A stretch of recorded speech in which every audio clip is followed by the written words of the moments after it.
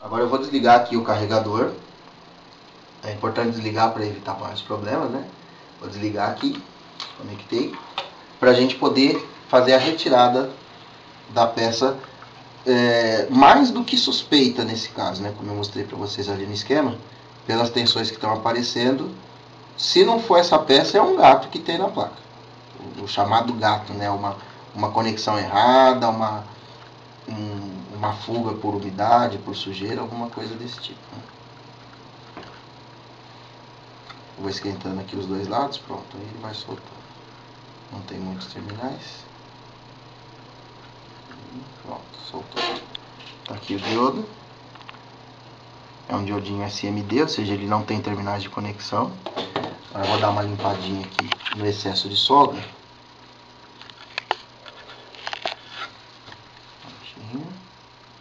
Tá limpinho aqui. Agora vamos pegar o diodo para substituir. Esse diodo, claro que o ideal é a gente colocar um outro diodo SMD no lugar. Entretanto, os componentes SMD ou não, desde que eles tenham as mesmas especificações, eles funcionam exatamente do mesmo jeito. A diferença muitas vezes é no tamanho e no fato de que o componente convencional tem terminais para a gente soldar e o SMD não tem. Aqui é um diodo Zener de 6,2, sem maiores detalhes, então dá para colocar um comum no lugar. O espaço é suficiente, tá? Só é preciso ter o cuidado seguinte: quando for fazer esse tipo de coisa, esse tipo de substituição, soldar bem o diodo e depois mantê-lo numa posição em que no transporte do aparelho ele não balance, o que poderia fazer levantar a trilha e provocar um dano não irrecuperável depois, mas imagina o aparelho retornar por causa de uma trilha que levantou. Então nós vamos pegar o diodo, vai ser um diodo comum. Um diodo comum no formato, né? Mas é um diodo Zener de 6,2 e vamos colocar no lugar daquele diodo SMD. Uma coisa que a gente vai fazer é cortar os terminais. Aliás, a gente pode, para fazer o teste, colocá-lo, né? Vamos supor que há mais algum defeito, né? Vamos colocá-lo assim, sem cortar os terminais mesmo, só para fazer um teste rápido. O que eu vou fazer aqui? Eu vou estanhar as pontas dos terminais para ficar fácil de soldar, respeitando sempre a polaridade. Aqui vai o anodo, aqui vai o catodo. Aqui ele vai ficar assim só para a gente fazer o teste. Então agora que a gente já colocou o diodo, eu vou conectar novamente aqui o carregador. Vamos ver se aparecem aquelas tensões que a gente comentou. Aqui no catodo do diodo tem que manter os 19, claro, está ligado direto lá na linha do carregador. E aqui o ponto que tinha 0 tem que aparecer aquela tensão próxima dos 13 volts. Então, vamos lá. É aqui. Aqui a base, o anodo, né, do diodo. Tá lá, ó, 13 volts. Então está confirmado que aquele diodo que estava aqui realmente estava aberto. Aqui os 19, aqui os 13. Agora vamos lá para a base do transistor. Lembram que como tinha 0 aqui, lá na base do transistor também era 0. Então está aqui, a base do transistor agora não é 0 mais. 2,2. O que quer dizer que esse transistor recebeu a polarização, então ele saturou. Ou seja, no caso aqui o coletor tem que ter ido para 0. O coletor é esse da frente, que eu também já disse para vocês. Está aqui, ó. Ele foi para 0. Tá certo?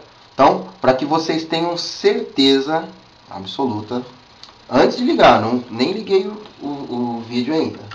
Vou colocar aqui só para a gente usar o Terra, para facilitar a vida aqui.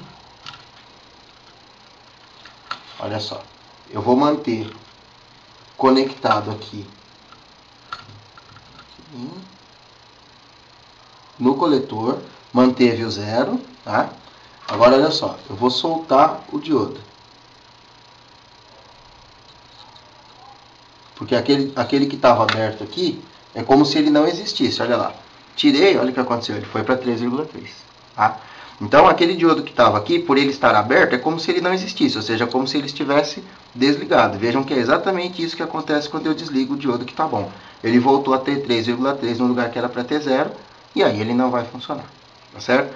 Então nós já temos certeza que tinha um defeito aqui, não sabemos se tem mais algum, mas com certeza aqui era um setor defeituoso. Vou desligar novamente aqui o conector para ressoldar o diodo, né? Eu só fiz isso com ele ligado para vocês verem que o defeito era mesmo ele, que desligando ele não funciona. E aquele que estava aqui, já que estava aberto, é como se tivesse desligado. Vou religar aqui e aí a gente vai ligar o vídeo para ver se tem mais alguma coisa, né? Ligando de novo aqui o carregador. Ligando aqui, vamos aguardar. Os LEDs estão do outro lado, devem estar do outro lado, né? Mostrando que ele está ligando. Já vai mudar o vídeo ali. Pronto.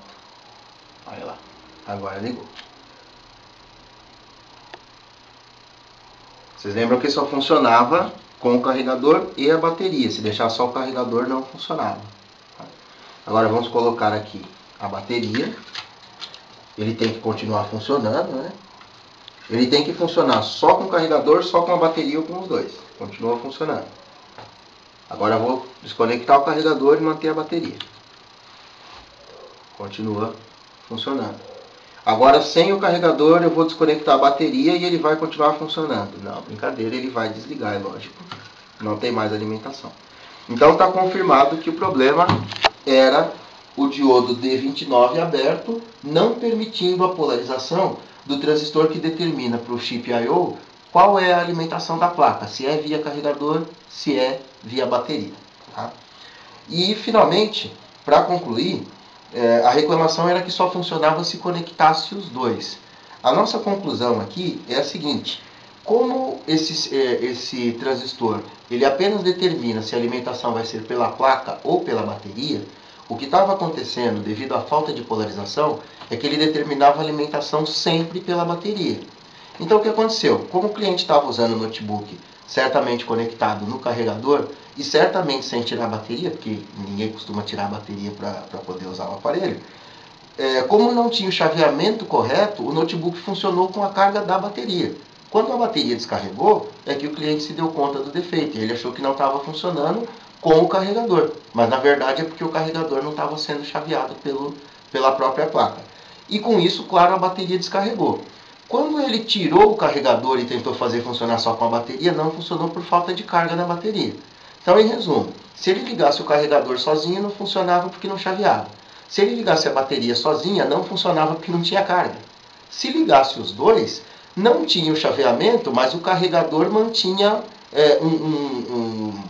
uma alimentação na linha de carga da bateria, permitindo que a placa funcionasse nos seus setores de maior consumo, que são o processador e o chipset, enquanto que o multi-I/O, que funciona com uma corrente muito baixa, podia ser alimentado pela bateria, já que a carga dela estava baixa, o suficiente para não funcionar o processador, mas para o multi-I/O servia, já que é um consumo baixo. Então, deixando a bateria ligada com o carregador por algum tempo depois de feito o reparo, vai funcionar só com a bateria, tá? Que certamente está descarregada por esses motivos que eu expliquei. Tá? Então, espero que vocês tenham apreciado aí o que a gente mostrou para vocês e em breve a gente aparece com mais. Bom, pessoal, tá aí a placa que a gente consertou, já vai subir o vídeo ali, tudo funcionando a contento. Eu agradeço, espero que vocês tenham gostado. Se quiserem entrar em contato com a gente, podem visitar a nossa página, titaniumlandhouse.com.br. Quiserem entrar em contato comigo, celso@titaniumlandhouse.com.br, e mantenham-se em comunicação com a gente. Em breve a gente espera mostrar outros vídeos para vocês e teremos também alguns cursos que vocês poderão procurar com a gente. Obrigado e até a próxima.